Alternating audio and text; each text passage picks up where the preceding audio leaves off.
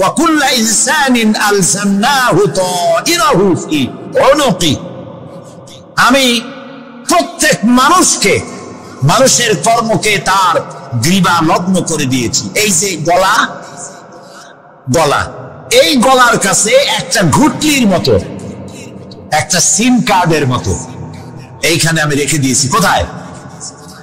কোন গলায়? কে বলতেছেন এ কথা? এই ঘুটলির ভিতরে তুমি যা করতেছো সব লিপিবদ্ধ হচ্ছে। সুবহানাল্লাহ বলেন। এখন বলতে পারেন অদৃশ্য এই ঘুটলি, এটা তো দেখি না, এটা কে বলতেছে? আমি কিন্তু দেখতে পাচ্ছি না। আপনারা দেখেন নাকি?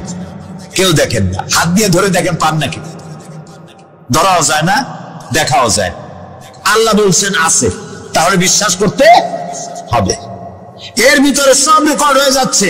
আপনি বলবেন এতটুকুন ঘুটলির মধ্যে, তাবিজের মধ্যে আমার সারা জীবনের সব কথার সব কাজ ঢোকে কেমনে? কেমনে লেখা? তাহলে পাল্টা প্রশ্ন করি, আপনার মোবাইলের সিম কার্ডে এত ফোন নাম্বার, এত ইমেল, এত কি বলে, এত টেক্সট, এত কিছু, আপনার আরো কি জানি আছে, মেসেজ দেওয়াটা হাবিজাবি আছে না, অনেক কিছু গোষ্ঠী সুদ্ধা, এগুলো কেমনে হয়?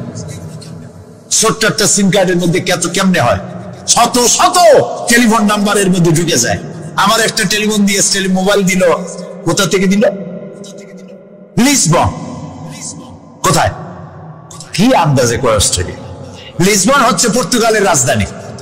পর্তুগালের রাজধানী, সেখানে প্রোগ্রাম ছিল, ওরা আমাকে একটা মোবাইল দিল। এতে যে কত ফাংশন আল্লাহ ভালো জানে, আমি এখনো শিখতে পারিনি। এত ফাংশন, এতটুকু একটা মোবাইলের মধ্যে। কম্পিউটার, কম্পিউটারের ছোট্ট একটা মাইক্রোচিপ যন্ত্র, যে কম্পিউটার ব্যবহার করা এখন বাচ্চা ছেলেবেলারাও জানে। এটা একটা পৃথিবীর বিস্ময়। এই কম্পিউটার, আপনি যান ব্যাংকে, কম্পিউটারের ছোট্ট সেই মাইক্রোচিপসের মধ্যে সারা চট্টগ্রামের সমস্ত মানুষের টাকা লেনদেন, ট্রানজেকশন, এর যা কিছু আপনি করেছেন সব কিছুর হিসাব এখানে রয়েছে, আছে না? তাহলে এতটুকু একটা মাইক্রোচিপসের মধ্যে এত সহস্র কোটি কোটি টাকার হিসাবপত্র, লেনদেন, এই ছোট্ট জিনিসের মধ্যে ঢুকাবার মতো জ্ঞান মানুষের মাথায় দিছে কে? বলেন কে? সেই আল্লাহই তো গলায় ঝুলায় রাখছে। তাহলে এটা সম্ভব না? সম্ভব কি না? সম্ভব। এখন এই কথাগুলি বলে আল্লাহ মানুষের ক্ষতি করছেন না উপকার করছেন? উপকার করেছেন। এইটা যদি আমার বিশ্বাসে থাকে যে আমার গলার কাছে এরকম একটা সিম কার্ড আছে, একটা সিম আছে মোবাইলের মতো, এটা মনে করেন মোবাইলের একটা সিম গলায় ঝুলানো আছে, এটা সব উঠতেছে, যা বলেন তাই ওঠে, যা করেন তাই ওখানে লেখা হয়। সুবহানাল্লাহ। এই বিশ্বাস যদি আমার হয়, আমি ভালো মানুষ হয়ে যেতে পারবো। সুবহানাল্লাহ বলেন। আমি খারাপ কাজ করতেই পারবো না। এই জন্য আল্লাহ পরকালের এই কথাগুলি কোরআনে কারীমের মধ্যে এত বেশি করে বলেছেন। মানুষের চরিত্রবান হওয়ার জন্য আল্লাহর ভয়, পরকালে বিশ্বাস, এর থেকে বড় ওষুধ পৃথিবীতে আর না। তুমি দোজখে যাবা না বেহেশতে যাবা, তুমি নিজেই সিদ্ধান্ত নাও কোথায় যাবে। তোমার নিজের কি করছিলা এখন তুমি দেখো। এই জন্য আমি বলি মাঝে মধ্যে, আমরা এখন হিসাব করতে পারি এখানে বসে আমাদের কি হওয়া উচিত। ছোটবেলার কথা মনে আছে? নাই? মনে নাই? এই যে স্কুল থেকে পলাইছিলেন, তারপরে 2 দিন পর স্কুলে গিয়ে হাজির হয়েছেন, মাস্টার জিজ্ঞেস করলো গতকাল আসো নাই কেন? তখন বললেন মা বলেছেন আমার নাকি পেটে ব্যথা হয়েছিল। এইসব স্কুল ফাঁকি দেওয়া, মাইর খাওয়া, মানুষের বাড়ির লিচু খাইতে গিয়ে চুরি করিয়া কিল খাওয়া, এইসব ছোট ছোট কথা মনে পড়লে এখনো হাসি পায়। এসব কথা মনে আছে না? ছোট ছোট কথা, ছোট ছোট কথাগুলি যদি মনে থাকে, তাহলে কোন হোটেলে, কোন বাগানে, কোথায় কোন পাপ করেছেন তা মনে নাই। এখন নিজে হিসাব করেন জায়গা কোথায় হওয়া উচিত, পাপ করেছেন কত, ভালো কাজ করেছেন কত, নিজে হিসাব করে দেখেন কোন দিকে যাবেন। আমরা নিজেরাই যথেষ্ট হিসাবের জন্য। আল্লাহ তাই বলবেন কিয়ামতের দিনে, ইকরা কিতাবা, তোমার কিতাব তুমি পড়ো, তোমার হিসাব নেওয়ার জন্য তুমিই যথেষ্ট। আহারে,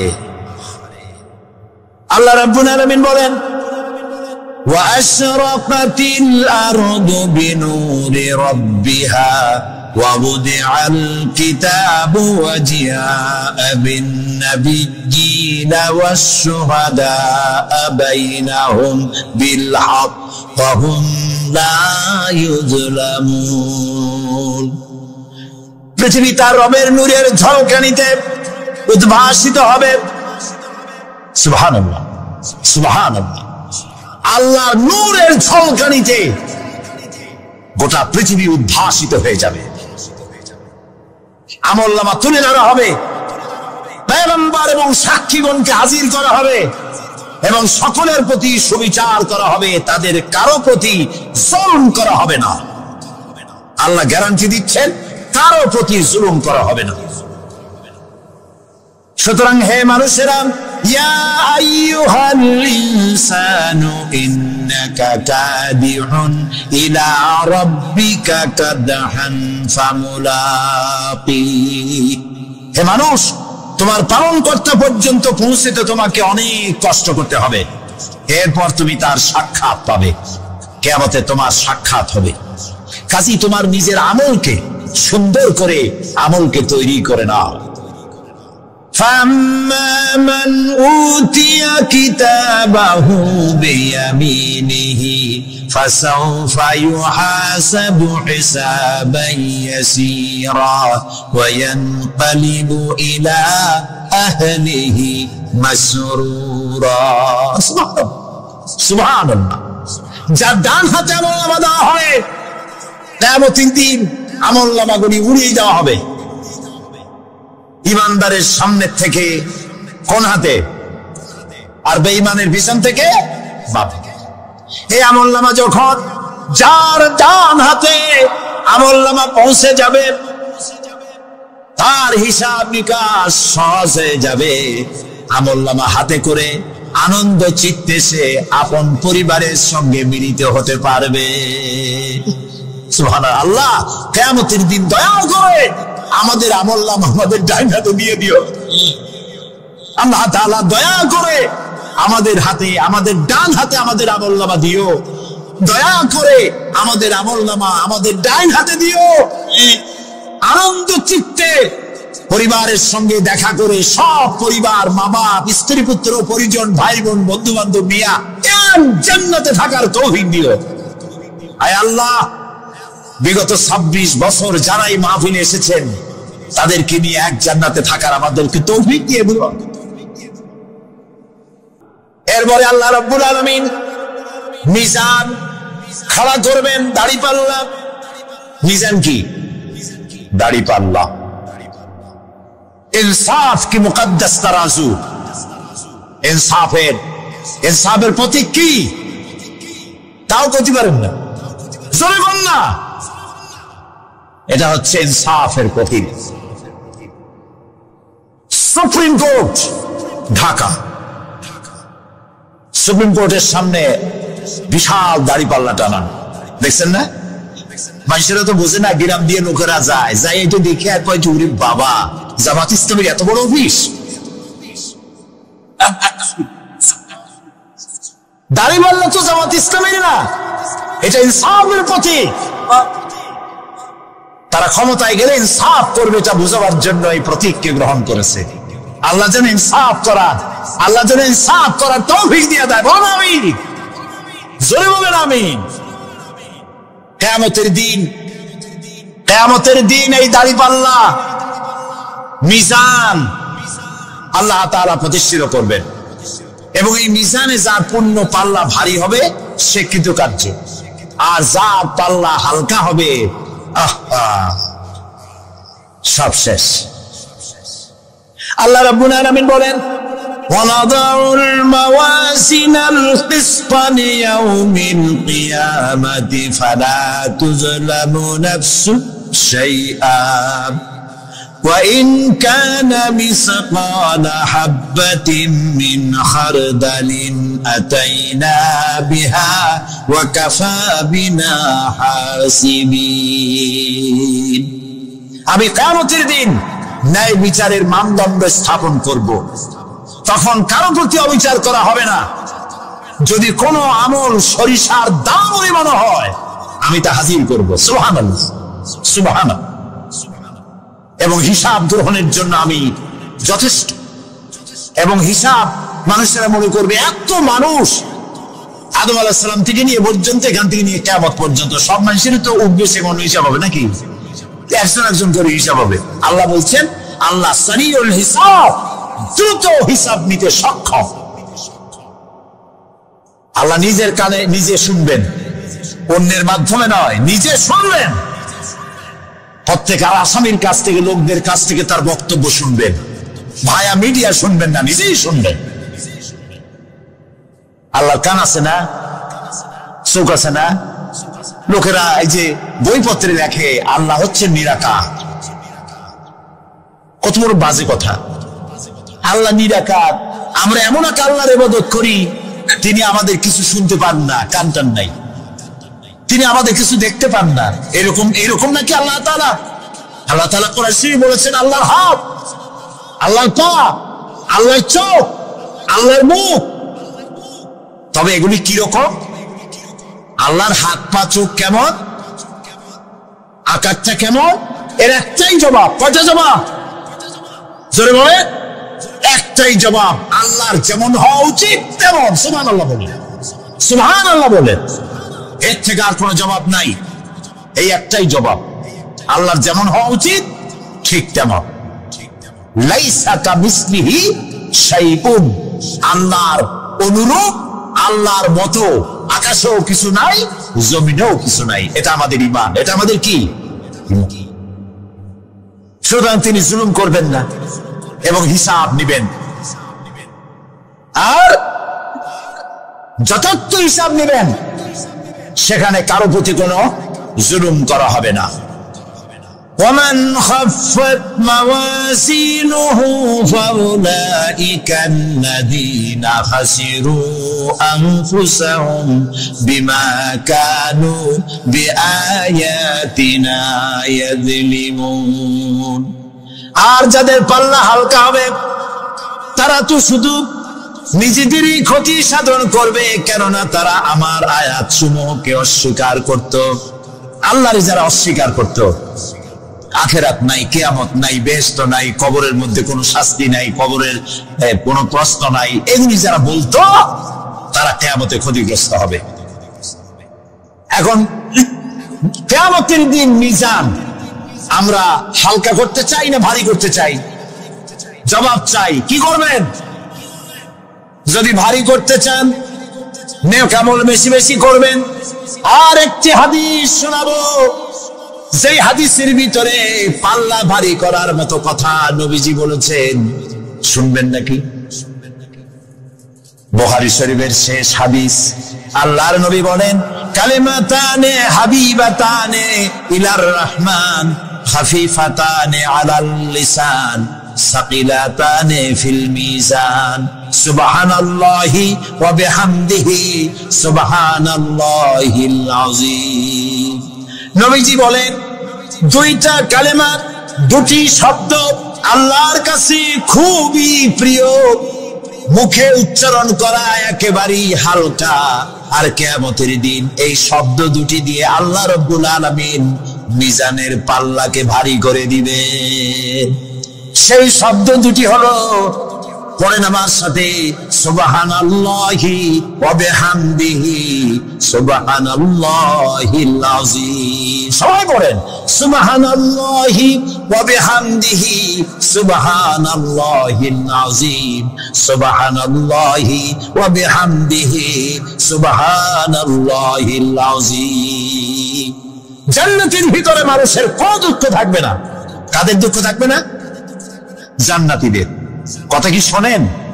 তো সাথে সাথে ঠাস ঠাস করে জবাব দিতে পারেন না কেন? জান্নাতীদের ভেতরে, জান্নাতীদের কি থাকবে না? কোনো দুঃখ থাকবে না। একটা দুঃখ থাকবে। কটা দুঃখ? একটা দুঃখ, আল্লাহ আছে আমার সাথে, ভয় পাওয়ার কোনো কারণ নাই। সুবহানাল্লাহ। আল্লাহ পাক বলেন ফানসালাল্লাহু সাকিনাতাহু আলাইহি ওয়া আইয়াদাহু বিজুনুদিন লাম তারাউহা।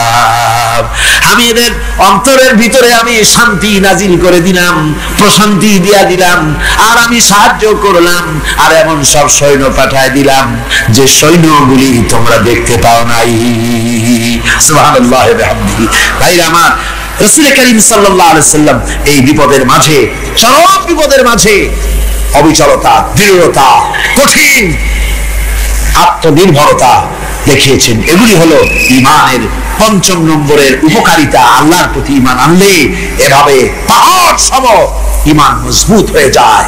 জেলের পরোয়া করি না, ফাঁসির পরোয়া করি না, শহীদ হওয়ার পরোয়া করি না, মেরে ফেলে দেবে, উড়ায় দেবে, হত্যা করবে, পরোয়া করি না।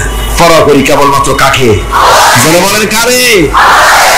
এইরকম মুসলমান হাজার হাজার লাখ লাখ দরকার নাই, 313 জন যথেষ্ট। কয়জন যথেষ্ট? 313 জন যথেষ্ট।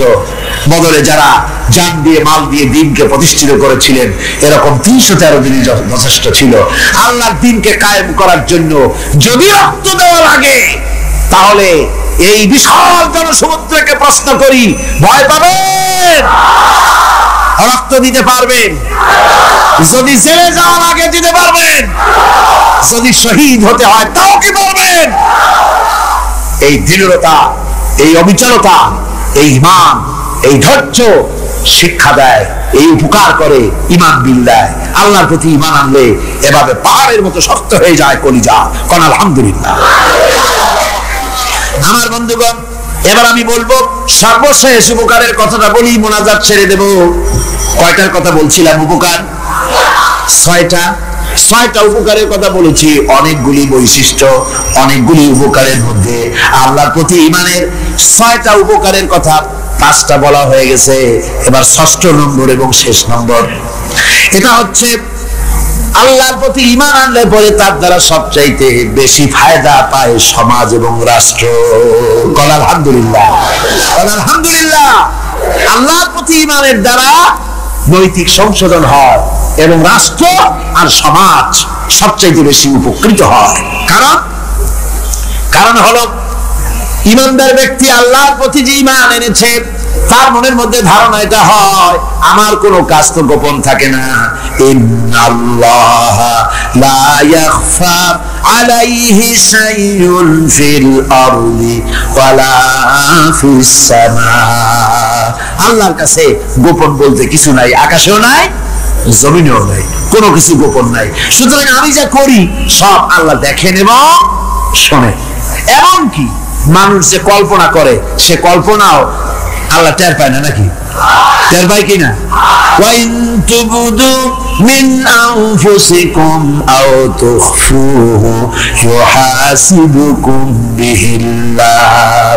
মনের ভিতরে যে কল্পনা করো, আল্লাহ পাক বলেন এই কল্পনারও হিসাব আমি রব্বুল আলামিন তোমার কাছ থেকে নেব। ফায়ুআযযিবু মান ইয়াশাউ, যারে খুশি শাস্তি দেব, আর যারে খুশি আমি maaf করে দেব। জোরে বলেন সুবহানাল্লাহ। ফায়াগফিরু লিমান ইয়াশা ওয়া ইউআযযিবু মান ইয়াশা, যারে খুশি maaf করব, যারে খুশি শাস্তি দেব, কল্পনারও হিসাব নেব। এই কথা মুমিনের যদি জানা থাকে, তাহলে আর তার কোনো চিন্তা থাকে না, তার নৈতিক চরিত্র ভালো হয়ে যায়। কোন সুবহানাল্লাহ। মোনাজাতের কথা শুনে গতকাল বলছিলাম যে মোনাজাতের কথা শুনে যারা হাঁটে, আমি বুঝি না, আমার বুঝে আসে না যে এটা কেমন ধরনের নৈতিকতা। আপনি আপনার বিবেককে কি বুঝান? এই বিশাল জনসমুদ্র নিয়ে আল্লাহর কাছে হাত তুলব, দোয়া করব, মোনাজাত করব, এই লোক সম্বরণ করেন কি করে? আশ্চর্য কথা, আশ্চর্য কথা। লোক আল্লাহর প্রতি ঈমান আসলে পরে সমাজ উপকৃত হয়, রাষ্ট্র উপকৃত হয়ে যায়। যেহেতু বান্দা জানে আমি দায়িত্বহীন কোনো কথা বলতে পারবো না, দায়িত্বহীন কোনো কাজ করতে পারবো না। আল্লাহ পাক বলেছেন, মা ইয়ালফিযু মিন কাউলিন ইল্লা লাদাইহি রাকীবুন আতীদ। বান্দা এমন কোনো কথা বলে না যে কথা আমার ফেরেশতারা রেকর্ড করে না রাখে। কাজী মুমিন ব্যক্তি আল্লাহর ভয়তে দায়িত্বহীন কথা বলবে না। নির্বাচন আসতে পরে রাস্তা সোনা দিয়ে বান্দায় দেব, এই করব সেই করব, না খাইয়া কেউ মরবেন না। আসে না নির্বাচনের সময় সেরাগালি বদনারা মঞ্চে দাঁড়িয়ে কত বড় বক্তৃতা করে, ভাইয়ের আমার বোনের আমার, এবার আমার বোতল মার্কা বাক্স, আপনারা আমাকে ভোট দিয়ে দেশ এবং জাতির আরেকবার 12:30 বাজাইবার সুযোগ দিন। এবার ক্ষমতায় গেলে কেউ না খাইয়া মরবেন না, কিন্তু কি খাইয়া মরবে তাও বলে না। এর মানবতী অর্থ হচ্ছে এই, ওরা যদি ক্ষমতায় যেতে পারে তাহলে বিষ খাইয়া হোক, গুলি খাইয়া হোক, কিছু না কিছু খেয়ে মরতে হবে। একেবারে খালি পেটে মরলে গ্যাস্ট্রিক হওয়ার সম্ভাবনা আছে। ঈমান বিল্লাহ যদি না থাকে, আল্লাহর ভয় যদি না থাকে, তাহলে দায়িত্বহীন কথা বলে। আর আল্লাহর ভয় যদি থাকে তাহলে নৈতিকতার সংশোধন হয়ে যায়, দায়িত্বপূর্ণ কথা বলে, মানুষকে ফাঁকি দেয় না। আমার বন্ধুগণ, আল্লাহ রাব্বুল আলামিন তার বান্দা যারা আল্লাহকে ভয় করে, সে ভয় করা বান্দাগুলির মনের মধ্যে এই চিন্তা এসে যায়, আমি যেখানে থাকি না কেন আল্লাহ আমাকে দেখতেছেন, শুনতেছেন, রাতে হোক দিনে হোক, যেখানে আছি আল্লাহ আমারে দেখতেছেন।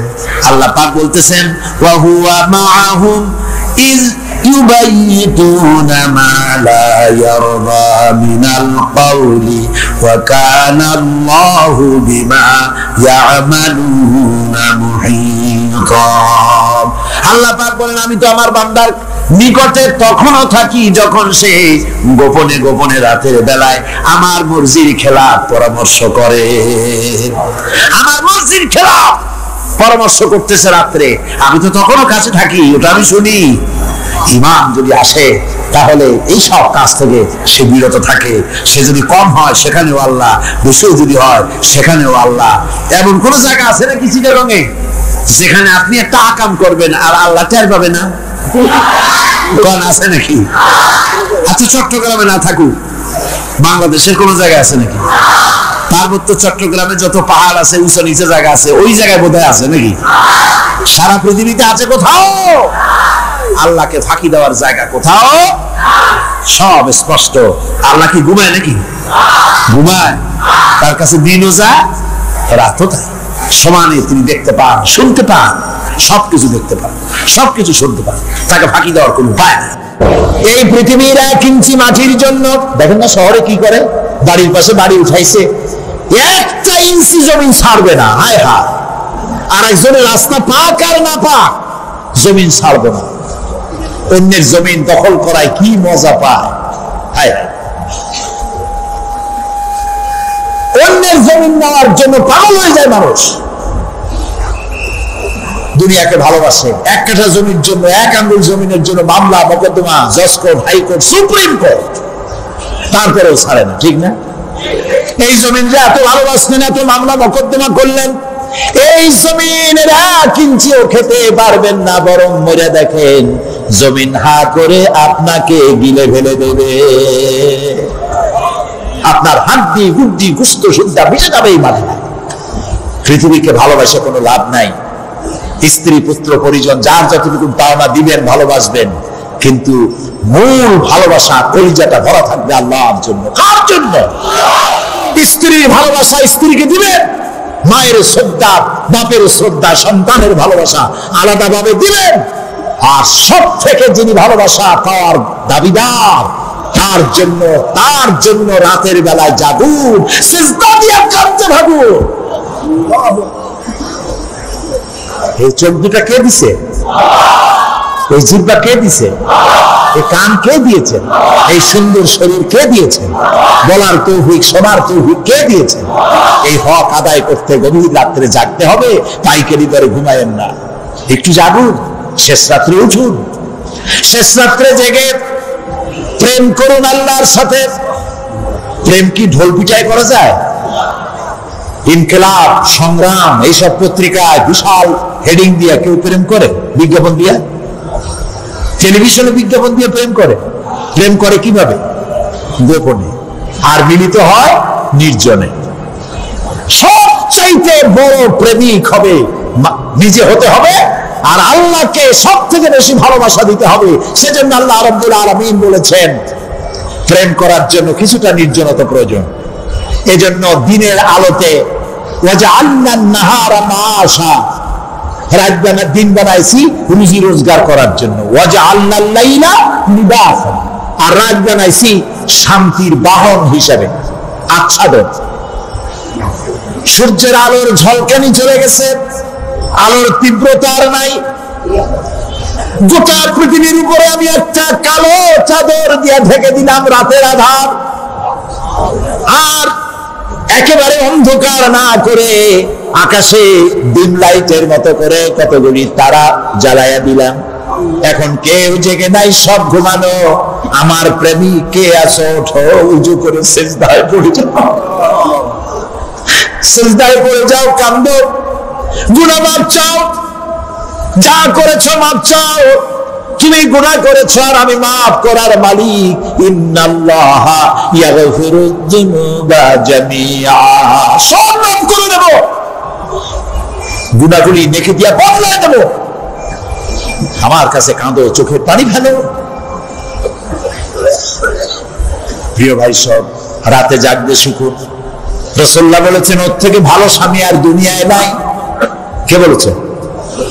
রাসূলুল্লাহ বলেছেন ওর থেকে ভালো স্বামী আর দুনিয়ায় নাই, যে গভীর রাত্রে নিজে জেগে তাহাজ্জুদের রুজু করে নিজের বউরে উঠায়, বউ উঠতে চায় না, পানি এনে বউর মুখের উপরে ছিটায় দেয়, ওঠো বিবি একসাথে তাহাজ্জুদের নামাজ পড়ি।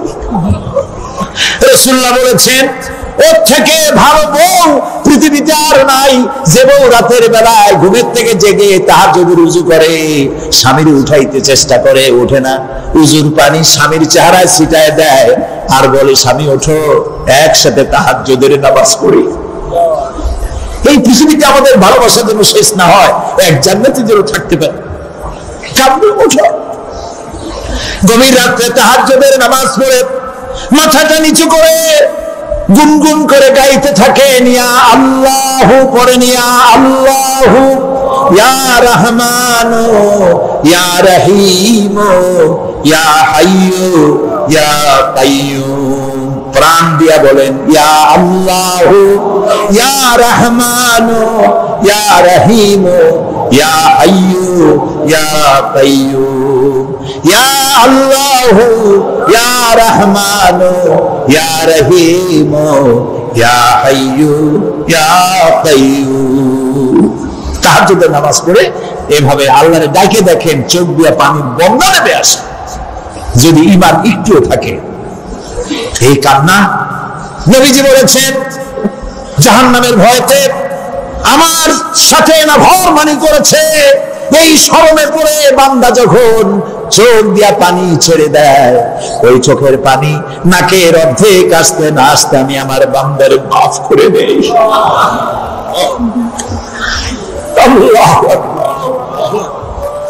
আল্লাহ আমাদের কান্দার তৌফিক দাও, তাহাজ্জুদ পড়ার তৌফিক দাও, পাঁচ ওয়াক্ত নামাজ পড়ার তৌফিক দাও, তোমাকে ভয় করার তৌফিক দাও, তোমার ভয় আর মহব্বত দিয়ে কলিজা ভরে দাও, তোমার রাসূলুল্লাহর মহব্বত দিয়ে আমাদেরকে পাগল বানায় দাও। লন্ডনে, আমেরিকায়, সেখানে যাবেন, ওখানে আপনার বন্ধু বান্ধব গ্রামের লোক আছে কিনা খোঁজ করেন, ঠিক না? আবার এখান থেকে ফরেন কারেন্সি নিয়ে যান, যেহেতু ওখানে টাকা চলবে না। টেলিফোন করেন, মোবাইল করেন, ফ্যাক্স পাঠান, আরো টাকা পয়সার সাথে নেন। এরপরেও চিন্তা থাকে আল্লাহ, এরপরে যদি কেউ না আসে তাহলে আমি যাবো কেমনে? এরপরে যাওয়ার সময় আবার বলে দেন যে ভাই আমি কিন্তু আসতেছি, লন্ডন কোনোদিন আসি নাই, তুমি কিন্তু এয়ারপোর্টে থাকো। একটা বিদেশে যাওয়ার জন্য এত প্রস্তুতি নেন, তো সব জায়গায় বন্ধু বান্ধব কেউ না কেউ তো আছে, কিন্তু আমরা এমন একটা দেশে যাব যেখানে কেউ নাই, ফরেন কারেন্সি চলে না, গ্রামের লোক নাই, বাবা নাই, বন্ধু নাই, মা নাই, কেউ নাই। যিনি রিসিভ করবেন, যার সাহায্যের কান্দাল বদামল করে তারা শত্রু বানায় রাখছি, বন্ধু বানাইতে পারি না, তাহলে কি জবাব হবে কিয়ামতে? কি হবে কবরে? কি হবে উপায়? এই জন্যে প্রিয় ভাইয়েরা আমার, দুনিয়ার সঙ্গে মহব্বত কমায় দিয়া আখিরাতের মহব্বত বেশি করে করতে হবে। আর দুনিয়ায় যতদিন বেঁচে আছি ততদিন নেক আমল করে মানুষের সাথে সদাচরণ করতে হবে। আল্লাহ তাআলা বলেছেন, লাইসাল বিররা আন তুওয়াল্লু ওয়াজুহাকুম কিবালাল মাশরিকি ওয়াল মাগরিবি ওয়ালাকিন্নাল বিররা মান আমানা বিল্লাহি ওয়াল ইয়াউমিল আখির। পূর্ব এবং পশ্চিমে কতবার তুমি মাথা ঝুঁকাইছো, এটাই কিন্তু তোমার জন্য কল্যাণ। এর মধ্যে কল্যাণ নিহিত নয়। তার মানে কি, আপনি কত সেজদা আল্লাহরে দিলেন, কত মানুষ তো আছে সেজদা দিতে দিতে কপালে কালো দাগ হয়ে গেছে, আছে না? কিন্তু মিথ্যা ছাড়েন। কিয়ামতের দিন, বুখারী শরীফের হাদিস, আল্লাহ পাকের নবী বলেছেন, কিয়ামতের দিন সর্বপ্রথম আল্লাহ জিজ্ঞেস করবেন বান্দা নামাজ পড়ছে কিনা। প্রথম প্রশ্ন কি বলেন? প্রথম প্রশ্ন কি? যার নামাজ কবুল তার সমস্ত নেক আমল মঞ্জুর, যার নামাজ কবুল হবে না কোনটাই মঞ্জুর হবে না। কথা বুঝতে পেরেছেন? নামাজ সঠিকভাবে আদায় করতে হবে। নবী করিম সাল্লাল্লাহু আলাইহি ওয়াসাল্লাম ইন্তেকালের 5 দিন আগে থেকে জ্বরাক্রান্ত হলেন, রোগাক্রান্ত হলেন, জ্বরে আর মাথার যন্ত্রণায় অস্থির হয়ে যেতে লাগলেন, বেহুশ হন আবার হুশ হন। যেদিন তিনি ইন্তেকাল করবেন তার আগের দিনেও তিনি জোহরের নামাজ পড়ার জন্য সাহাবীদের কাঁধের উপরে ভর দিয়ে নামাজ পড়তে গেছেন। পা উঁচু করে নিতে পারেন নাই, পা টেনে টেনে নিয়েছেন। তিনি সেখানে খুতবা দিলেন, বললেন, ও আমার উম্মতেরা, এই পৃথিবীতে আল্লাহ রাব্বুল আলামিন তার এক বান্দাকে পৃথিবীর সব জাগতিক সম্পদ দিতে চেয়েছিলেন, কিন্তু সেই বান্দা সব জাগতিক সম্পদকে উপেক্ষা করে আল্লাহর সঙ্গে দিদার করা বেশি পছন্দ করেছেন। কেউ কিছুই বুঝলো না। হযরত আবু বকর রাদিয়াল্লাহু তাআলা আনহু খুব কাঁদতে লাগলেন। তিনি বুঝতে পেরেছেন যে এই পৃথিবীতে সমস্ত সম্পদ দিতে চেয়েছিলেন আল্লাহ, যাকে তার নাম বিশ্ব নবী, তিনি সবগুলো উপেক্ষা করে আল্লাহর সঙ্গে দিদার করা বেশি পছন্দ করেছেন। আমরা অতি তাড়াতাড়ি নবীজি থেকে নবীর এতিম হয়ে যাব। পরের দিন ঈশার নামাজের ওয়াক্ত হলো, আযান হয়ে গেল, মসজিদে মুসল্লিরা ভরে গেছে, সাহাবায়ে কেরাম সব এসে গেছেন। হুজুরের জন্য বহুক্ষণ অপেক্ষা করার পর হযরতে আবু বকর রাদিয়াল্লাহু তাআলা আনহু তিনি ইমামতির জায়গায় দাঁড়ায় গেছেন। নবীজি বেহুশ অবস্থায় ছিলেন ঘরের মধ্যে। হুশ আসার পর তিনি হযরত আয়েশাকে বললেন, আয়েশা, মসজিদে নববীতে এখন কি হতেছে?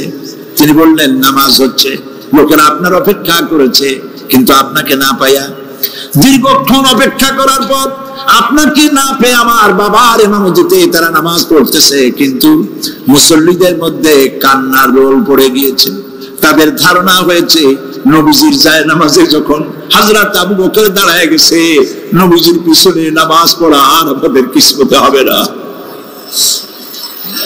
নবীজি বলছেন, আয়েশা রে, মসজিদে নববীর দিকের দরজাটা খুলে দাও, আমি নামাজের দৃশ্য দেখতে চাই। দরজা খুলে দেওয়া হলো। নবীজি কোন রকম মাথা উঁচু করে মসজিদে নববীতে নামাজের দৃশ্য নিজে অবলোকন করে আবার শুয়ে পড়লেন। হযরত আয়েশা লক্ষ্য করে দেখেন নবীজির চোখের পানি দিয়ে কোনা দিয়ে পানি বেয়ে বেয়ে পড়ছে। হযরত আয়েশা প্রশ্ন করলেন, ইয়া রাসূলুল্লাহ, নামাজের দৃশ্য দেখি কাঁদছেন কেন? হুজুর বলেন, আয়েশা রে, এটা কোনো দুঃখের পানি নয়, আমি কাঁদতেছি এই জন্যে, এই নামাজের জামাত কায়েমের জন্য তাইফের ময়দানে অনেক রক্ত ঝরেছে, আবার উহুদের ময়দানে দান দান শহীদ হয়েছে, সাহাবায়ে কেরাম জীবন দিয়েছে। আজ আমি দেখতে পেলাম আমার উম্মতেরা জামাতে নামাজ পড়ছে। আমার ধারণা হলো ভবিষ্যতে কিয়ামত পর্যন্ত আমার উম্মতেরা এইভাবে জামাত বন্দী হয়ে নামাজ আদায় করবে। নবীজি আবার ব্যবসায় বললেন, মসজিদে নববী থেকে আজ আর কেউ বাড়ি যায় না, সবাই কান্দে। আজ রাত বোধহয় নবীজি কাটাবেন না। মেয়েরা কাঁদতেছে, সাহাবায়ে কেরাম কাঁদতেছেন, আজওয়াজে মুতাহারাত তারা কাঁদতেছেন। নবীজির আবার হুঁশ হলো, তাকায় দেখেন ঘরের মধ্যে কান্নাকাটি, মসজিদে নববীতে কান্নাকাটি। সব থেকে বেশি কাঁদতেছেন মা ফাতেমা। নবীজি হযরত ফাতেমার কান্না দেখে ইশারা করলেন, কাছে আয়। হযরত ফাতেমা রাসূলের কাছে গেলেন, নবীজি কানে কানে কি যেন বললেন, কান্নাটা বন্ধ হয়ে গেল। হযরত আয়েশা জিজ্ঞেস করলেন, মা তোমার আব্বা তোমার কানে কি বললো আর কান্না বন্ধ হয়ে গেল? হযরত ফাতেমা বলে, আম্মাজি আমার আব্বা আমাকে বললেন, মা ফাতিমা তোমার কান্না আমার বরদাস্ত হয় না, কেঁদো না, আমি মৃত্যুর পরে সকলের আগে তোমার সাথে আমার দেখা হয়ে যাবে। হযরত ফাতেমা বলছেন, আম্মাজি আমি বুঝতে পেরেছি আমার আব্বার এই কথার অর্থ কি। নবীজির ইন্তেকালের পরে আত্মীয় স্বজনের মধ্যে সবার আগে আমার মৃত্যু হবে আর আমার পিতার সাথে আমি মিলিত হতে পারবো। আর যখন শেষ হয়ে এলো, নবীজির হুঁশ হয়েছে, তাকায় দেখেন হযরত জিবরাইল দাঁড়ানো। হযরত জিবরাইল নবীজির চেহারা মোবারকের দিকে তাকায় বলেন, আসসালামু আলাইকা ইয়া রাসূলুল্লাহ, আল্লাহ আপনাকে সালাম বলেছেন। আর আল্লাহ পাক জানতে চেয়েছেন আপনার মুখে আপনি কেমন আছেন। আল্লাহ জানেন আপনার অবস্থা কি, তারপরেও আপনার মুখে শুনতে চেয়েছেন আপনি কেমন আছেন। নবীজি বলছেন, জিবরাইল বড় কষ্টে আছি, বড়ই যন্ত্রণা, বড়ই কষ্ট। হযরত জিবরাইল বলছেন, ইয়া রাসূলুল্লাহ আজকে এক নতুন ফেরেশতা আমি সাথে করে নিয়ে এসেছি। এই ফেরেশতা পৃথিবীর কোন নবী অথবা কোন মানুষের কাছে যাওয়ার জন্য অনুমতি চায় না, আজ আপনার কাছে অনুমতি ভিক্ষা চায় কাছে আসার জন্য। ওই ফেরেশতার নাম হচ্ছে মালাকুল মউত।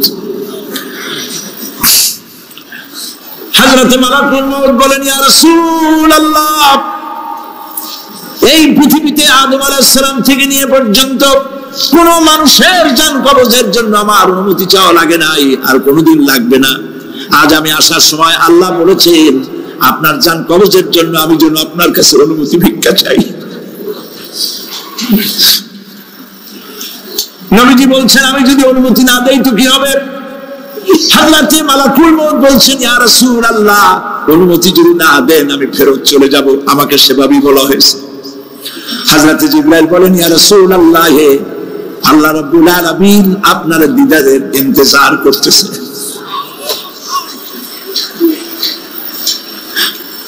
নবীজি বলছেন, মালাকুল মউত তুমি জান কবজের কাজ শুরু করো।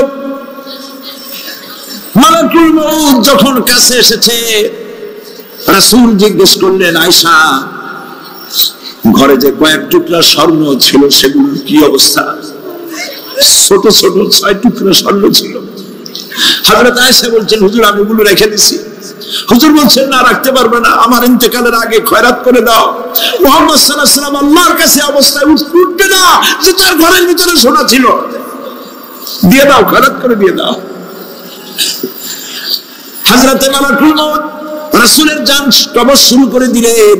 রাসূলুল্লাহ জীবনের শেষ কথা বললেন, আসসালাত আসসালাত ওয়া মা বালাকাত আইমানুকুম। আমার উম্মতরা বিদায় লগ্নে বলে গেলাম, নামাজ নামাজ নামাজ ছেড়ে দিও না।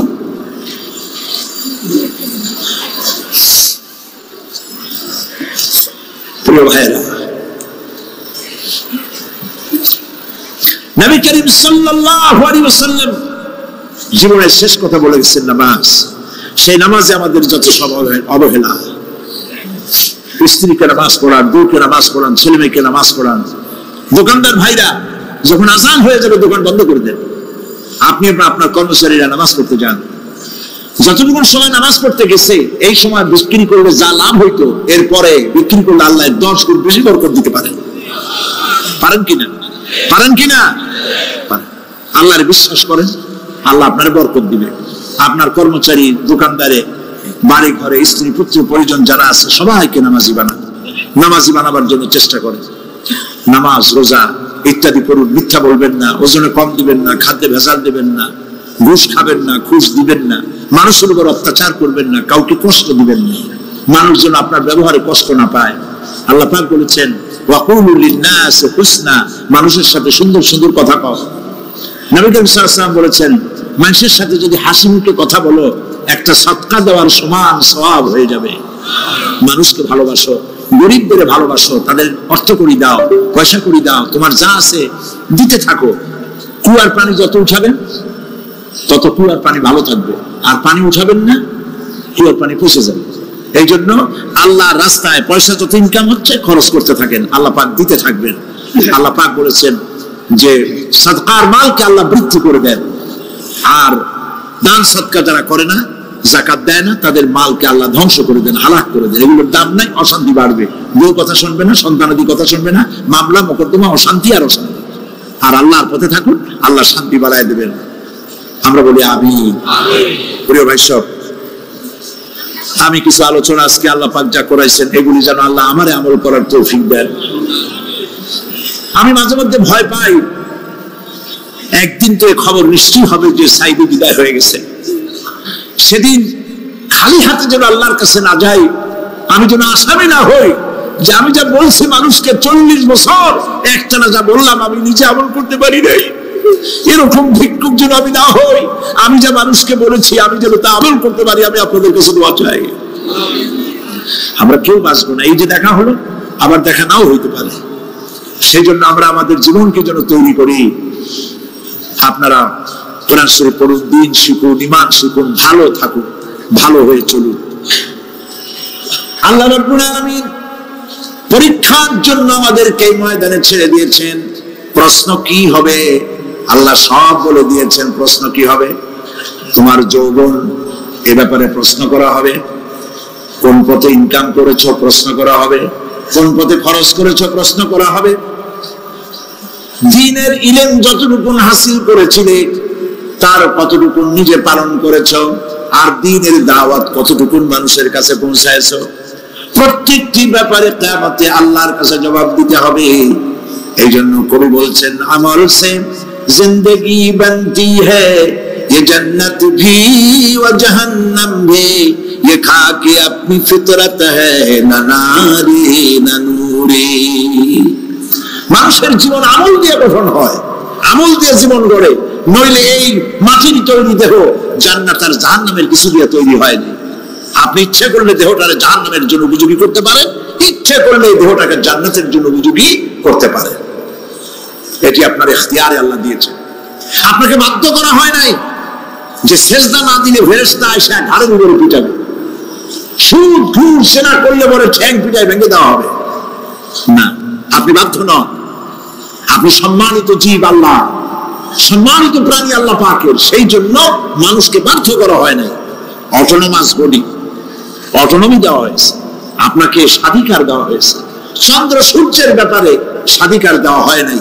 রাত এখন 7:35, সূর্যের বাপেরও ক্ষমতা নাই বাংলাদেশে এখন উঁকি মারে, ঠিক কিনা? সে এখন আমেরিকায় রোদ দিচ্ছে, তাপ দিচ্ছে আমেরিকা। ওকে নির্ধারণ করা হয়েছে যেভাবে, সেইভাবেই করতে হবে। পানি বলেন, পাহাড় বলেন, পাখি বলেন, চন্দ্র বলেন, গ্রহ বলেন, নক্ষত্র বলেন, সব জিনিস বাই হুক এন্ড ক্রুক আল্লাহর হুকুম মানতে বাধ্য। কোরআনে কারীমে আল্লাহ পাক বলেছেন, আফা গায়রা দীনিল্লাহি ইয়াবগুন ওয়া লাহু আসলামা মান ফিস সামাওয়াতি ওয়াল আরদি তাওআন ওয়া কারহা। আল্লাহর দেওয়া জীবন ব্যবস্থা ছেড়ে দিয়ে তোমরা কি অন্য কোন মতবাদ তালাশ করো? ওয়া লাহু আসলামা মান ফিস সামাওয়াতি ওয়াল আরদ, অথচ আকাশে যা আছে, জমিনে যা আছে, সব আনুগত্যের মস্তক আমার সামনে অবনত করে দিয়েছে। সুবহানাল্লাহ। মানুষকে আল্লাহ পাক ইখতিয়ার দিয়েছেন। ইচ্ছে করলে মাহফিলে আসতে পারেন, ইচ্ছে করলে সিনেমাও দেখতে পারবেন, অসুবিধা নেই। অসুবিধার জন্য কিয়ামত, ওখানে হিসাব হবে। এখানে আপনি সূর্য চন্দ্র ফেরেশতা, ফেরেশতারও কোনো মাজাল নাই, কোনো ইখতিয়ার নাই আল্লাহর হুকুমের বাইরে কিছু করে। আল্লাহ যা করতে বলেছেন তাই করতে হবে, এর বাইরে এক চুলও নড়তে পারবে না। কিন্তু মানুষেরা করতে পারবে। মানুষ ইচ্ছে করলে নামাজ রোজা ছাড়তে পারে, ইচ্ছে করলে আল্লাহর অমান্য করতে পারে। এটা তার বিচারের জায়গা না, এটা হলো পরীক্ষার জায়গা। এটা কিসের জায়গা? পরীক্ষার জায়গা। এখানে আপনি কামাই করলে ওখানে কিছু পাবেন, এখানে কামাই না করলে কিছু পাবেন না। আরো সোজা করে বলি, কোন কৃষক, যে কৃষক আষাঢ় মাসে শ্রাবণ মাসে জমিন চাষ করে না, পৌষ মাসে তার গোলায় ধান আসবে? কথা বলছেন নাকি বুঝছেন না? পৌষ মাসে গোলায় ধান আসবে? কোন পাগলও বলবে না যে তুমি তো চাষই করো নাই, তুমি জমিনে, তোমার জমিনের ফসল তোমার ঘরে আসবে কেন? কাজেই এই দুনিয়ায় পরীক্ষা দিলে এখানে রেজাল্ট হয়, এখানে কাজ লাগাইলে এখানে ফল দেয়। কিন্তু মানুষের জন্য আল্লাহ পাক যে আমল তৈরি করেছেন, পরীক্ষা নেবেন, সেই পরীক্ষার রেজাল্ট এখানে হবে না। পরীক্ষার রেজাল্ট আউট হবে কোথায়? আখিরাত। বলেন সবাই, কোথায় হবে? পরীক্ষার রেজাল্ট আউট হবে কোথায়? আখিরাত। অসম্ভব। আয়াতুল কুরসির মধ্যে আমরা পড়ি, মান যাল্লাযী ইয়াশফাউ ইনদাহু ইল্লা বিইজনিহি। কে আছে এমন? কার হিম্মত আছে আল্লাহ পাকের বিনা অনুমতিতে কথা বলে? সুবহানাল্লাহ। কোথার পীর, কোথার খাজা বাবা হারায় যাবে। ইব্রাহিম আলাইহিস সালামের মতো পয়গম্বর কি মনে করে? আল্লাহর খলিল। ইব্রাহিম আলাইহিস সালাম আল্লাহর কি? আল্লাহর খলিল। আল্লাহর খলিল কিয়ামতের দিন বলবেন, আল্লাহ পাক, আয় আল্লাহ তাআলা, আমার বাপের কাছে আমার একটা ওয়াদা ছিল, আমি সুপারিশ করবো তার জন্য, তুমি দয়া করে আমার বাপকে জাহান্নাম থেকে ক্ষমা করো, আমি তার জন্য সুপারিশ করতেছি। আল্লাহ তাআলা বলবেন, ইব্রাহিম, তোমার সুপারিশ মঞ্জুর হলো না। কথা বুঝতেছেন না? বুঝতেছেন না? ইব্রাহিম আলাইহিস সালাম যদি বাপের জন্য সুপারিশ করতে না পারে, ইব্রাহিম আলাইহিস সালাম তিনি যদি তার বাপের জন্য সুপারিশ করে যদি ব্যর্থ হন, আপনার পিছনে কোন কামে লাগবে চিন্তা করেন। নবী করিম সাল্লাল্লাহু আলাইহি ওয়াসাল্লামকে প্রশ্ন করা হয়েছে, হে রাসূল, আপনার আব্বা আম্মার অবস্থা কি হবে? কথা কি শোনেন নাকি? আপনার আব্বা আম্মার অবস্থা কি হবে? নবী করিম সাল্লাল্লাহু আলাইহি ওয়াসাল্লাম বলেছেন, আমি আমার আব্বা আম্মার কোনো উপকারে আসবো না। ইন্না লিল্লাহি ওয়া ইন্না ইলাইহি রাজিউন। তাহলে কোন সাহসে মনে করতেছেন কোন পীর কোন একটা বিদেশ থেকে, দেশের থেকে একটা নাসিল হলো আর ওইটার পিছনে পিছনে দৌড়াবেন, সে আপনারা নাজাত দেবে, তার পায়ে চুমা খাবেন?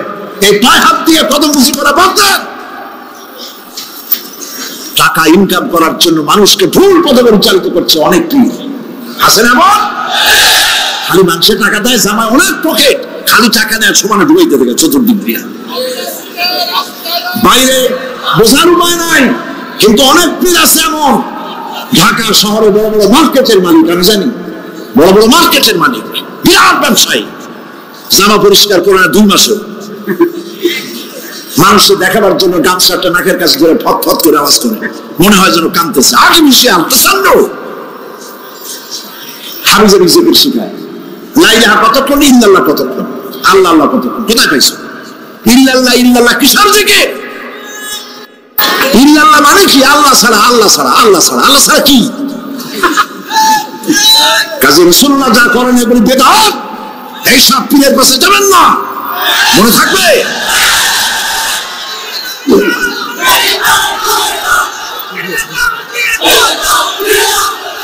প্রিয় ভাই সব, কিয়ামতের দিন আপনার আমল, একমাত্র আমল আপনাকে বাঁচাইতে পারবে। এই কোরআন শরীফে আল্লাহ পাক বলেছেন, ইয়া আইয়ুহাল্লাযীনা আমানু আবতাগু ইলাইহিল ওয়াসিলা, হে বিশ্বাসীরা ওসিলা ধরো। ধুরন্ধর এক শ্রেণীর লোকেরা এর অর্থ করেছে পীর ধরো। দুনিয়ার কোন তাফসীর, যত মুফাসসির পৃথিবীতে জন্মগ্রহণ করেছেন, কোন মুফাসসির এটা বলেন নাই আবতাগু ইলাইহিল ওয়াসিলার মানে হলো পীর ধরো। বরং সমস্ত তাফসীর মুহাক্কিকিন বলেছেন আবতাগু ইলাইহিল ওয়াসিলা আয় আমল সালেহ, নেক আমলের ওসিলা ধরো। সুবহানাল্লাহ, নেক আমলের ওসিলা ধরো। প্রিয় ভাই সব, ধান্দাবাজি ছাড়তে হবে। কিয়ামতের দিন মানুষ একেবারে অসহায় হয়ে যাবে, কেউ সাহায্য করবে না। সেই দিন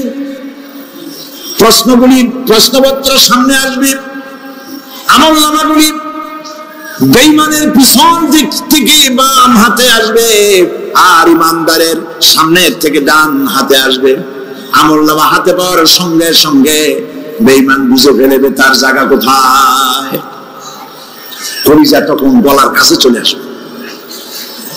সত্য ছিল একসাথে। মনে করেন এই মাহফিলের মধ্যে, মনে করেন এখানে সন্ত্রাসী আছে, খুনি আছে, ওয়ান্টেড, মোস্ট ওয়ান্টেড আসামি এর মধ্যে আছে, ধরা যাচ্ছে না, মানে অনেক মানুষের মধ্যে। হঠাৎ করে অর্ডার হলো যে ভিতরে এসবিআইবি ঢুকিয়ে দেওয়া হয়েছে, গোয়েন্দা বিভাগের লোক ঢুকিয়ে দেয়া আছে, সন্ত্রাসী মোস্ট ওয়ান্টেড যারা আছে বেরিয়ে পড়ো, 1 মাসে চলে আসো। তখন অবস্থাটা কি হবে তাদের? মজা লাগবে? পায়ের রক্ত মাথায় উঠে যাবে, চোখ দিয়ে রক্ত পড়া শুরু করবে। সমস্ত মানুষ একসাথে ছিল হাসরের ময়দানে। হঠাৎ করে অর্ডার হয়ে যাবে, আনতাজুল ইয়াউমা আইয়ুহাল মুজরিমুন, হে অপরাধীর দলেরা আলাদা হয়ে যাও। ইন্না লিল্লাহ, আলাদা হয়ে যাও। সমস্ত মানুষ সেখানে খালি পায়ে উঠবে, কারো পায়ে জুতো নেই, স্যান্ডেল নেই, পরনে কোনো কাপড় নাই, গায়ে কোনো কাপড় নাই, মাথায় কোনো আবরণ নাই। হযরত আয়েশা সিদ্দিকা রাদিয়াল্লাহু তাআলা আনহা তিনি নবী করিম সাল্লাল্লাহু আলাইহি ওয়াসাল্লামের কাছে কিয়ামতের এই বর্ণনা শুনে কাঁদতেছিলেন আর বলতেছিলেন, হে আল্লাহর রাসূল, কিয়ামতে সকলকে ভাবে উঠতে হবে, এমনকি আমাকেও? হুজুর বললেন, প্রত্যেকটি মানুষকে উলঙ্গিনী হয়ে উঠতে হবে। তিনি প্রশ্ন করলেন, তখন কি শরম হবে না? নবী করিম সাল্লাল্লাহু আলাইহি ওয়াসাল্লাম বলছেন, জাহান্নামের ভয়তে কেউ কারো দিকে তাকাবার সুযোগ পাবে না। সব উপরের দিকে তাকায় থাকবে আর বলবে, আল্লাহ আমারে বাঁচাও, আল্লাহ আমারে রক্ষা করো। সমস্ত নবীরা, সমস্ত নবী আদম আলাইহিস সালাম থেকে শুরু করে ঈসা আলাইহিস সালাম পর্যন্ত সব নবী বলবেন, নাফসি নাফসি, আল্লাহ আমারে বাঁচাও, আমাকে রক্ষা করো। কোথায় যাবে আপনার পিছাব? একমাত্র ব্যক্তি বিশ্বনবী মুহাম্মদুর রাসূলুল্লাহ সাল্লাল্লাহু। মানুষেরা হয়রান হয়ে যাবে, আদম আলাইহিস সালামের কাছে যাবে, আবাল বাশার, আপনি প্রথম মানুষ, আমরা বিপদে শেষ হয়ে গেছি, 50,000 বছর দাঁড়ায় আছি। কয় বছর দাঁড়ায় থাকতে হবে? কোথায় আছে? এই কোরআন শরীফ 50,000 সানা মিম্মা তাউদ্দুন। এই পৃথিবীতে গণনা করলে 12 মাসে 1 বছর, 12 বছরে 1 যুগ, এরকম করে করে 50,000 বছর পৃথিবীতে গুনলে যত বড় লম্বা হয়, বিচারের দিনটা এত বড় লম্বা হবে। সবাই বলবে, আদম আলাইহিস সালাম আমাদের জন্য একটু আল্লাহকে সুপারিশ করুন যেন তিনি আমাদের বিচারটা তাড়াতাড়ি করে দেন। তিনি বলবেন, আমার পক্ষে সম্ভব না, আল্লাহর সামনে দাঁড়িয়ে কথা বলার আমার কোনো সাহস নাই, আমি পারবো না। নূহ আলাইহিস সালামের কাছে যাও, নূহ আলাইহিস সালাম বলবেন, আমি পারবো না। মুসা আলাইহিস সালামের কাছে যাও, তিনি বলবেন, আমি পারবো না। ইব্রাহিম আলাইহিস সালামের কাছে, একজন আরেকজনের কাছে পাঠাবে। সর্বশেষ ঈসা আলাইহিস সালামের কাছে লোকেরা আসবে, হাসরবাসী। ঈসা আলাইহিস সালাম বলবেন, আমি তো পারবোই না, কারণ পৃথিবীর শত শত কোটি নাসারারা আমাকে আল্লাহর ছেলে বলছে, অথচ আমি তাদের তা বলতে বলিনি। আমি নিজের ব্যাপারেই আজকে শঙ্কিত, আমারে তারা আল্লাহর ছেলে বলছে। আল্লাহ আজকে আমার সাথে কি ব্যবহার করবেন আমি তো জানি না, আমি নিজেই বিপদে আছি। তবে আমি তোমাদের ব্যাপারে একটা পরামর্শ দিতে পারবো, একজন ব্যক্তি আছে যার কাছে গেলে তিনি কথা বলতে পারবেন, তিনি বিশ্বনবী রাহমাতুল লিল আলামিন জনাব মুহাম্মদ রাসূলুল্লাহ সাল্লাল্লাহু আলাইহি ওয়াসাল্লাম। তার কাছে চলে যান, হাসরবাসীরা তার কাছে চলে যাবেন। নবীজি সকলের কথা শুনে সিজদায় পড়ে কাঁদতে থাকবেন। তিনি বলবেন, হাসরবাসীদের কাজ সুস্থ করবেন, এই কাজ আমার কাজ, আমি বলবো আল্লাহ পাককে।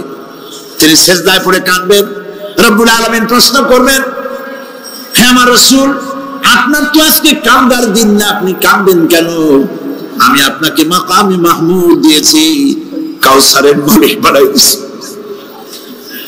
আপনি জান্নাতে প্রবেশ করার আগে কেউ বেহেশতে যাইতে পারবে না, এই সম্মান দিয়েছি, কাঁদবেন কেন?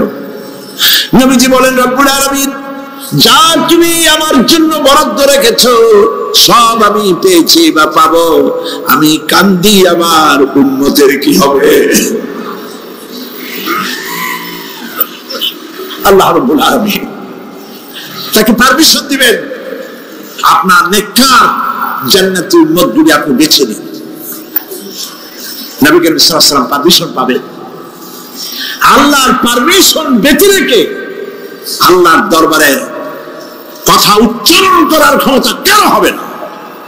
সুবহানাল্লাহ। এই কথা ভাববার কোনো কারণ নাই। ওই পিসাবের অনেক মুরিদ আছে, সব মুরিদ টুরিদ নিয়ে নারায় তরুণ জিন্দাবাদ, পীর সাহেব জিন্দাবাদ, এই সমস্ত বাদ বোধ কানে লাগবে না। وكلهم يأتيه يوم القيامة فردا। কিয়ামতের দিন প্রত্যেককে একজন একজন করে আসতে হবে আল্লাহর দরবারে। আল্লাহ বলেছেন একজন একজন একজন, মিছিল করার উপায় নেই। আল্লাহ রাব্বুল আলামিনের দরবারে হাজির হয়ে যাবে সেই কঠিন হাসরের ময়দানে বাঁচার জন্য। নবীজি দোয়া শিখায় দিয়েছেন, দোয়া করো আল্লাহুম্মা হাসিবনি হিসাবান ইয়াসীরা। পড়েন আমার সাথে, আল্লাহুম্মা হাসিবনি হিসাবান ইয়াসীরা, আল্লাহুম্মা হাসিবনি হিসাবান ইয়াসীরা। আল্লাহ তুমি আমার সহজ হিসাব নাও। নবী করিম সাল্লাল্লাহু আলাইহি ওয়াসাল্লাম নিজেই দোয়া করেছেন। চিন্তা করেন, আল্লাহ পাক নিজে, আল্লাহ তাআলা তিনি নিজে প্রশ্ন করবেন এবং পাপগুলি দেখাই দেবেন, এই সব পাপ করছো। মানুষ আল্লাহর বান্দা ভয় চোখে কলজা গলা দিয়ে বেরিয়ে যেতে থাকবে, বেরিয়ে যেতে চাইবে, তার বাষ্পরুদ্ধ হয়ে আসবে, বলতে থাকবে আল্লাহ আমি করে ফেলেছি, আমি মাফ চাই, তোমার কাছে ক্ষমা ভিক্ষা চাই। আল্লাহ রাব্বুল আলামিন বান্দার কাকুতি মিনতির দিকে লক্ষ্য করে বলবেন, বান্দারে আমি তোকে ক্ষমা করে দিলাম। এটাই হলো হিসাব ইয়াসির, সহজ হিসাব। এই সহজ হিসাব কার কিসমতে আছে কার কিসমতে নাই আমরা কেউ জানি না। এই দুনিয়াটাকে আল্লাহ পাক বানাইছিলেন পরীক্ষা নেওয়ার জন্য। কি জন্য? পরীক্ষা নেওয়ার জন্য। পরীক্ষায় যার যে বয়স এখন আছে, এখানে আমার যা বয়স, আপনার যা বয়স, এই বয়সে যা যা করছি এখন হিসাব করেন। ছোটবেলায় ওই মাছের কাঁচা গলার মধ্যে ঢুকছিল, তখন ক্লাস 2-তে পড়ি, এরকমের একটা ঘটনা মনে আছে কিনা? মনে নাই? অন্যের বাড়ি আম পাড়তে গিয়া বাড়িওয়ালার সামনে পড়ছিলেন, দুটো থাপ্পড় দিয়েছিল, এসব কথা মনে আছে না? আছে কিনা? ওই ছোট্ট ছোট্ট কথাগুলি কোন পুকুর পরে আসার খাইছিলাম, কেটা মারছিল, সেই ছোট্টবেলা থেকে এই পর্যন্ত এই ছোট্ট কথাগুলো যদি মনে থাকে, তাহলে বড় বড় পাপ কি কি করছেন তা মনে নাই? তাহলে নিজের হিসাব নিজে করো। কিয়ামতে আল্লাহ পাক আমলনামা হাতে দিবেন, বলবেন পড়ো, ইকরা কিতাবাক, পড়ো তোমার আমলনামা। তুমি তোমার হিসাবের জন্য আজকে তুমি নিজেই যথেষ্ট। পড়ে দেখো কি করছো। ইন্না লিল্লাহি ওয়া ইন্না ইলাইহি রাজিউন। হযরত ওমর ফারুক রাদিয়াল্লাহু তাআলা আনহু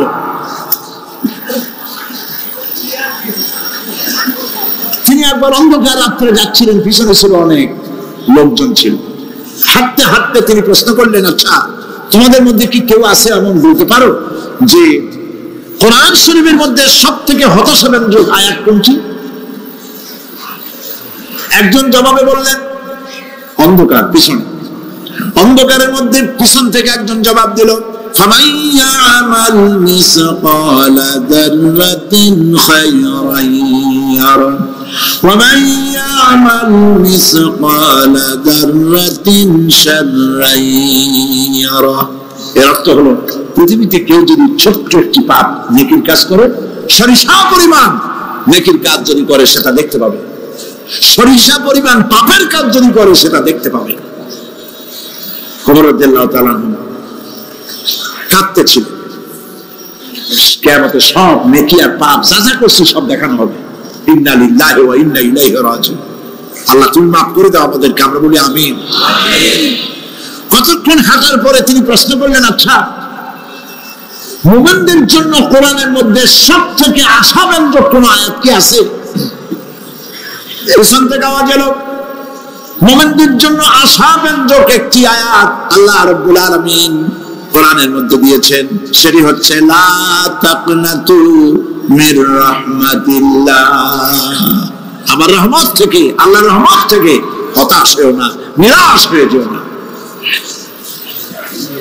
অর্থ হচ্ছে আমরা পাপ করেছি, আমরা সবাই গুনাহগার কিনা বলেন? স্বীকার করি আমরা সবাই গুনাহগার কিনা? সবাই গুনাহগার।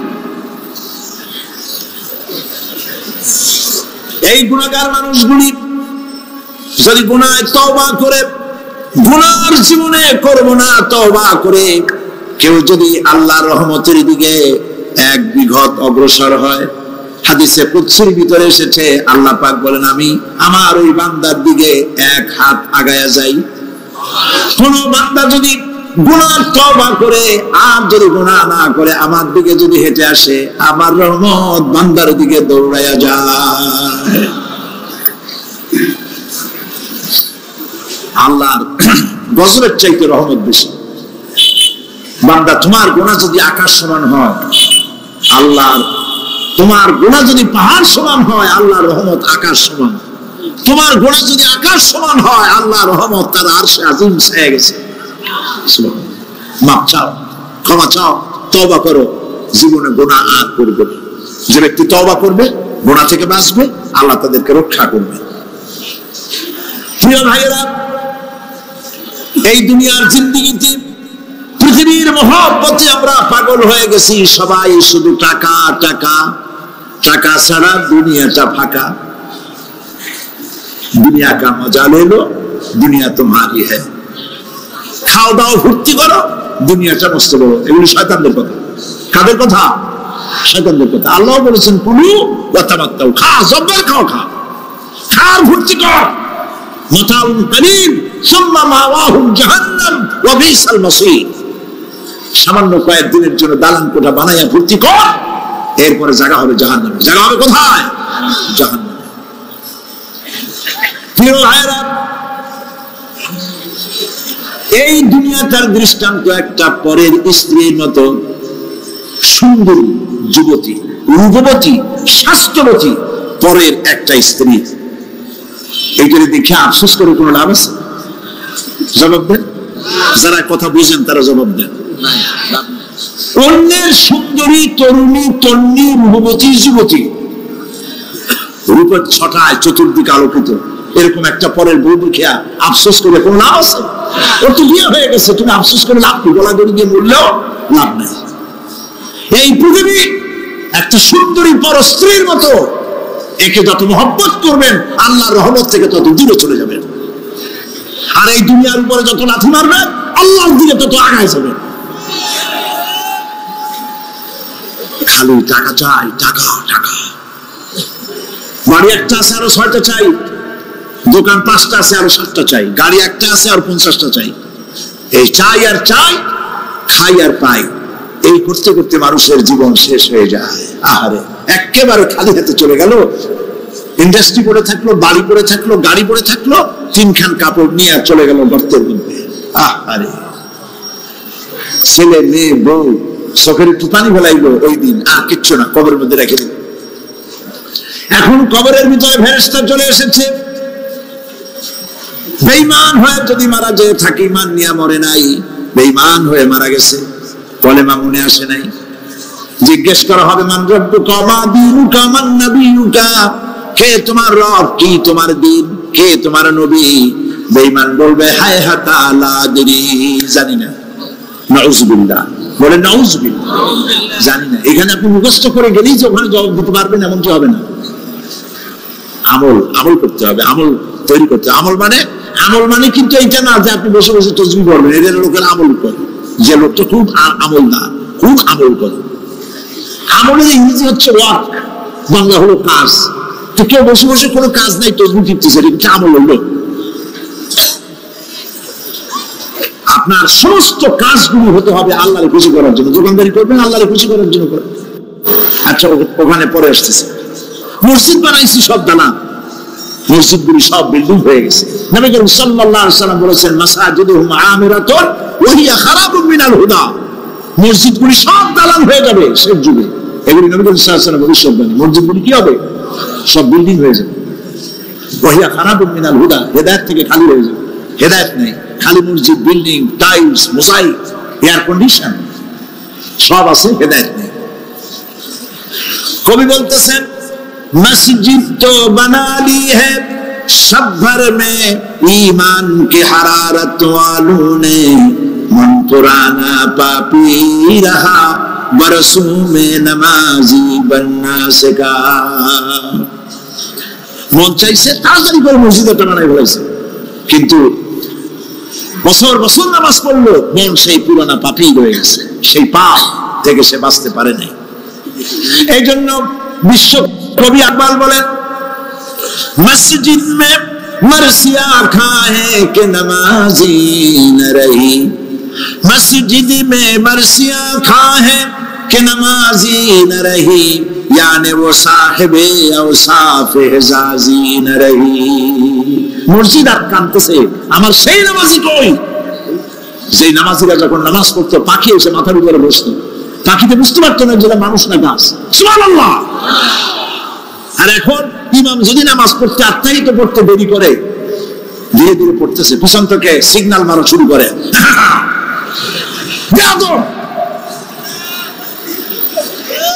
ইমাম যদি নামাজের মধ্যে, ইমামকে কখনো গলায় কাশি দিয়ে আপনি ডিকটেট করতে পারবেন না, তুমি নামাজ নষ্ট হয়ে যাবে। অনেকে করে কিনা বল, ওর নিজেরটা শেষ হয়ে গেছে, এই জন্য ইমাম করে না কেন, সেই জন্য কাশি দেয়। এটা ফাজলামি করার জায়গা না। প্রিয় ভাই সব, সুতরাং আমল যদি ভালো না হয় মসজিদ সুন্দর বানায় লাভ হবে না। আমল যদি ভালো না হয় সুন্দর জামা টুপি করে কোনো লাভ হবে না। শরীরে হয়েছে ক্যান্সার আর মাথায় মারতেছে টিবিলের তেল, লাভ আছে? বলেন লাভ আছে? কোনো লাভ নেই। আমল পরিবর্তন, মিথ্যা ছাড়তে হবে, মিথ্যা ছাড়তে হবে। ওয়াদা করতে পারবেন যে মিথ্যা বলবো না? পারবেন? ওজনে কম দেবো না, ওয়াদা করতে পারবেন? জমিনের আইল ফেলবো না, পরে হক নষ্ট করবো না, অহংকার করবো না, পারবেন? তাহলে জান্নাতের রাস্তা ক্লিয়ার হবে, নইলে ক্লিয়ার হবে না। ওয়াদা করি, বলেন ইয়া আল্লাহ। দুই হাত উঁচু করেন, বলেন ইয়া আল্লাহ, তোমার পবিত্র নামে কসম করি, ওয়াদা করি, যতদিন পর্যন্ত মালাকুল মউত আমার মাথার কাছে না আসতেছে, ফরজ নামাজ, ফরজ রোজা ছেড়ে দেব না। ইয়া আল্লাহ, আর মিথ্যা কথা বলবো না, ওজনে কম দেব না, খাদ্যে ভেজাল দেব না, অধীনস্থ নারীদেরকে বেপরদা রাখবো না, অহংকার করব না, সুদ খাবো না, সুদ দেব না, ঘুষ খাবো না, ঘুষ দেব না, শিরক করব না, বিদআত করব না। আল্লাহ তাআলা তুমি দয়া করে আমার ওয়াদা কবুল করো, আমিন। হাত নামা, আল্লাহ পাক কবুল করুন, সবাই বলেন আমিন। যদি এই ওয়াদা পালন করতে পারি জান্নাতের রাস্তা ক্লিয়ার হয়ে যাবে। আর ওয়াদা পালন করতে পারবো না, ওয়াজের মাহফিলে এসে কোনো লাভ নেই। বছরের পর বছর ওয়াজ শুনবেন, আমলের পরিবর্তন হবে না, কোনো লাভ নেই। দোকানদারেরা ওজন টোজন ঠিক মতো দেন, মিথ্যা কথা বলা বাদ দেন, ওজন একটু কমাইয়ে কমাইয়ে দিয়ে, খাদ্যে ভেজাল দিয়ে কোনো লাভ নাই। এগুলি আপনি কবরে নিতে পারবেন না, শুধু পাপ আর পাপ। কথা বুঝে আসছে আপনাদের? প্রত্যেকটি মানুষকে তাওহীদবাদী হতে হবে, শিরক মুক্ত হতে হবে। শিরক হলো মাজার গুলিতে গিয়ে মনের আশা আকাঙ্ক্ষা সেখানে বলা, এটি হচ্ছে শিরক। এই কাজ আপনারা করবেন না। কুমিল্লা কি মাজার আছে? আছে? কোন মাজারে যাবেন না, কোনদিন যাবেন না, কোন প্রয়োজন নাই। বিপদে পড়েছেন, উযু করবেন, মসজিদে চলে যাবেন, সুবহানাল্লাহ বলেন। মসজিদে গিয়ে 2 রাকাত কাজায়ে হাজতের নামাজ পড়বেন, আল্লাহর কাছে কাঁদবেন। মাজারে যিনি শুয়ে আছেন বিশ্বাস করেন, কোরআন শরীফ আমার সামনে, বিশ্বাস করুন, যিনি কবরে শুয়ে আছেন আপনাকে 4 পয়সার উপকার করতে পারবে না। মাঝখানে আপনি শিরকের গুনাহ নিয়ে আল্লাহর দরবারে হাজির হবেন। মাজারে টাকা দিবেন না, পয়সা দিবেন না, মানত করবেন না। মাজার একটা ব্যবসা। মাজার আজকাল কি? মাজার আর রস সব ব্যবসা। আপনারা এইসব কাজে যাবেন না। আগরবাতি, মোমবাতি, চাদর দেওয়া, মশারি দেওয়া, এগুলো মুসলমানের কাজ না। হিন্দু, খ্রিস্টান, বৌদ্ধ যা করে আমরা কি তা করতে পারি? চলে বলেন পারি? কবরে যদি একটু চিন্তা করেন ভাইরা, মাথাটা একটু খাটান, কবরে যদি চাদর দেওয়াই লাগে তাহলে রাসূল কারীম সাল্লাল্লাহু আলাইহি ওয়াসাল্লামের কবরের উপরে সোনার সুতা দিয়ে চাদর দেওয়া উচিত ছিল। তুলার সুতা না, সোনার সুতা। আর ওই রকমের দেওয়ার সিস্টেম হলে উম্মতেরা সোনার সুতা না, নিজের বুক নিজে ভাইয়া কলিজা পার করে রাসূলুল্লাহর কবরের উপর দিয়ে দিত। নবীর পরে সম্মান সাহাবায়ে কেরাম। সাহাবায়ে কেরামদের কবরের উপরে চাদর নাই, আগরবাতি নাই, মোমবাতি নাই, গোলাপ পানি নাই, গম্বুজ নাই। মাজার একটা হইছে, সেটার গম্বুজ বানাই। তোর কেন গম্বুজ বানাবে? দরকারটা কি? তওবা করুন, জিন্দেগিতে আর কোনোদিন মাজারে কোনো সাহায্য করবেন না, এক পয়সাও না। টাকা পয়সা দিবেন, টাকা পয়সা দিবেন, এতিমকে দিবেন, ভিক্ষুককে দিবেন, বিধবাকে দিবেন। পরীক্ষা দিতে পারে না, ফি দিতে পারে না, পরীক্ষা দিতে পারছে না, ওরে দেন। বাড়িতে চাল নাই, পানি পড়ে, ওরে দেন। অন্ধ মানুষকে দেন, লুলাকে দেন, এতিমখানায় দেন, মাদ্রাসাকে দেন, টিউবওয়েল বানায় দেন যেখানে পানি নেই। এই সব কাজ করেন, সব হবে। সুবহানাল্লাহ। মাজারে, কোন মাজারে, আজকের মাহফিলে যত লোক হাজির হয়েছেন, কোন মাজারে কোন টাকা পয়সা, আগরবাতি, মোমবাতি, চাদর জিন্দেগিতে দেবেন না। কারা দেবেন না? হাত উঁচু করে দেখান। আলহামদুলিল্লাহ। হাত নামা, হাত নামা। এরপরে থামেন, থামেন। এরপরে দেশে আজ অশ্লীলতার সয়লাব আমরা দেখতে পাচ্ছি। গতকাল আলোচনা করেছি, গত 5 বছর যারা ক্ষমতায় ছিলেন, অভিনয় নিয়ন্ত্রণ আইন তারা তুলে ফেলেছিলেন। অভিনয় নিয়ন্ত্রণ একটা আইন ছিল, কতদূর অভিনয় করা যাবে, একটা মেয়ে তার কাপড় কতটা কমাইতে পারবে, নাচে গানে অভিনেতা অভিনেত্রী একসাথে কতটা জড়াজড়ি করতে পারবে, এর একটা নিয়ম কানুন আগের থেকে ছিল। সেই নিয়ম কানুন ওই 5 বছরে তারা আইন পাশ করে নিয়ন্ত্রণ আইনটা তুলে দিয়েছে। ফলে কাপড়েরও বালাই নাই, আর জড়াজড়ির এমন সব ছবি যা কোনো মানুষের দেখার কোনো উপায় নেই, যেগুলি দেখলে চোখ সাবান দিয়ে ধোয়া লাগে। নাউজুবিল্লাহ বলেন। বাংলাদেশ সুপ্রিম কোর্ট, বর্তমান সরকারের আমলে বাংলাদেশ সুপ্রিম কোর্ট সুমোটো আইন জারি করেছে, যে সমস্ত অশ্লীল ছবি করা যাবে না, অশ্লীল পোস্টার লাগানো যাবে না। আমি গতকাল এখানে বলেছি, কুমিল্লার ডিসি সাহেবকে আমি গত রাত্রে তার সঙ্গে আমি কথা বলেছি, তিনি একমত হয়েছেন।